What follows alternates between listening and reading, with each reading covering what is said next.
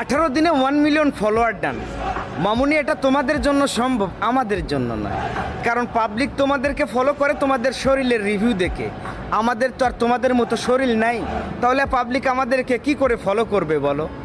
আব্দুল কাদের জেলানী রহমতুল্লাহ আলাই, উনি মায়ের গর্ভে থাকতে 18 পারা কোরআনের হাফেজ হয়েছিলেন। কারণ ওনার আম্মা ফাতেমা নিজে 18 পারা কোরআনের হাফেজা ছিলেন, তাই ওনাকে গর্ভে রেখে সকাল সন্ধ্যায় রাইতে দিনে প্রত্যেকটা নামাজের রাকাতে উনি কোরআন তিলাওয়াত করতেন। তাই ওনার মায়ের গর্ভে থাকতে উনি 18 পারা কোরআনের হাফেজ হয়েছিলেন। অপরদিকে আপনার আম্মায় আপনাকে গর্ভে রেখে সকাল সন্ধ্যায় টিকটক দেখতেন, টিকটক খাইতেন, টিকটক পড়তেন। তাই তো আপনি জন্মগতভাবে একজন সফল টিকটকার হয়েছেন।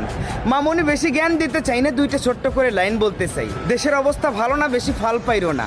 দেখবা আচমকা কখন হসপিটালে ভর্তি হয়ে যাইবা, টেরও পাইবা না।